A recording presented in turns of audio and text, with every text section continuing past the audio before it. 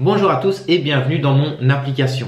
Cette application, elle a un seul but, c'est de vous aider à atteindre votre objectif de poids. Évidemment, mon but, c'est de créer un maximum de choses pour vous aider à atteindre votre objectif. Donc, j'espère évidemment que cette plateforme vous plaira et on va la parcourir ensemble aujourd'hui. Donc, tout d'abord, vous avez évidemment la page de bienvenue où je présente un petit peu l'application, donc sur cette vidéo, où je me présente également et je vous présente également mes différents réseaux sociaux sur lesquels vous pouvez me rejoindre pour justement ne louper aucune astuce sur la perte de poids. Ensuite, vous avez le deuxième onglet, donc les goals, donc qui parcourt un petit peu vos motivations, vos objectifs, votre visualisation, enfin tous des exercices un petit peu pour entretenir votre motivation. Ensuite, vous avez la checklist quotidienne, donc justement pour vérifier que vous avez bien mis tout en place quotidiennement pour atteindre votre objectif. Vous avez ensuite le guide perte de poids gratuit disponible en téléchargement ici sur la plateforme ou sur la plateforme Podia. Et vous avez également un lien pour me rejoindre sur YouTube pour ne louper aucune vidéo. Vous avez également un chat public, donc justement pour répondre un petit peu à vos questions et on va parcourir chacun de ces onglets ensemble aujourd'hui. Donc tout d'abord les goals, tout d'abord vos motivations. Qu'est-ce qui a fait que vous êtes motivé pour entreprendre une prise en charge diététique ou pour vous intéresser à l'alimentation équilibrée? Vos motivations, évidemment, ça doit englober vraiment tout ce que vous pouvez vous servir, évidemment, pour entretenir votre motivation et vous motiver au maximum pour atteindre votre objectif. Ça peut être la santé, ça peut être le physique, ça peut être l'esthétique, ça peut être le mental, le psychologique, comment vous vous sentez par rapport à votre corps, ça peut être pour vos enfants, ça peut être pour votre mari, enfin vraiment plein de choses justement qui englobent vos motivations.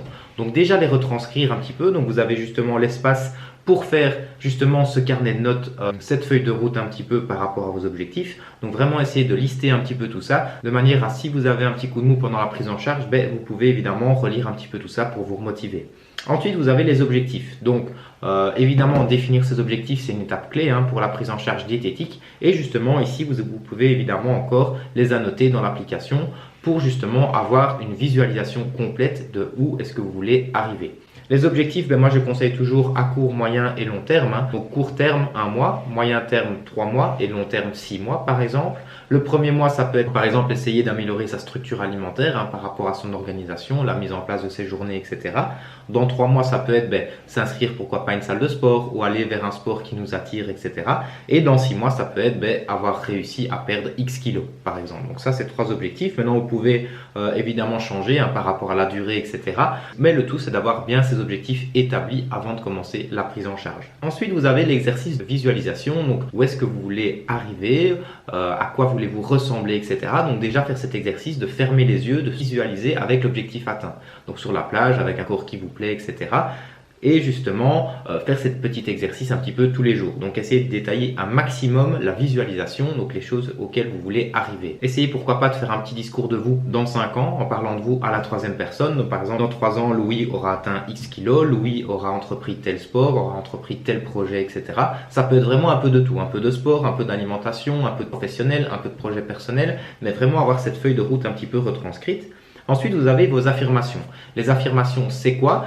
On part en fait de l'optique que l'inconscient ne fait pas la différence entre fiction et réalité. Tout ce que vous répétez consciemment, votre dialogue un petit peu interne que vous avez avec votre mental, votre inconscient, il entend tout ça. Ça veut dire qu'il faut vraiment développer un dialogue positif pour votre inconscient. Par exemple, si vous parlez de vous toujours en négatif dans le sens « je me sens mal dans ma peau, je me sens gros, je ne suis pas sportif, etc., je n'y arriverai pas, etc. » C'est toutes des choses que votre inconscient l'entend. Et tout ce qu'il aura envie, cet inconscient, c'est de transformer un petit peu tout ça vers son équivalent physique. Or, si vous entreprenez vraiment un dialogue positif sur vous-même, je suis en forme, je mange équilibré, je suis sportif, je vais réussir, etc.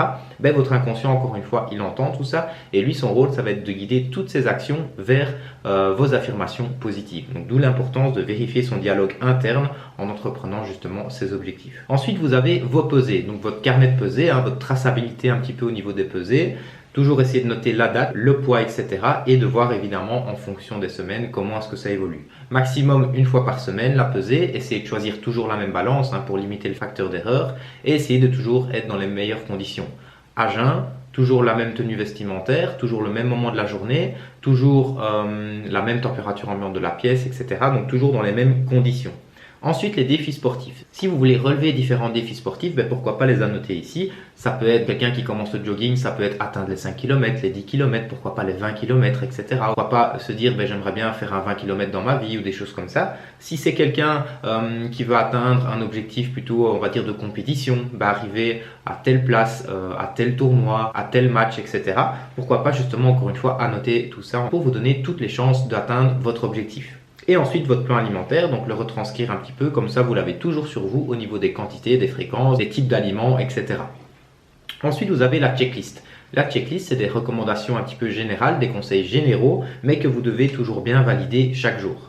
Tout d'abord, le plaisir alimentaire. Est-ce que vous avez eu votre plaisir alimentaire aujourd'hui? Vous savez évidemment que le plaisir est important pour les résultats qui sont durables, pour durer sur le long terme et pour entretenir votre motivation.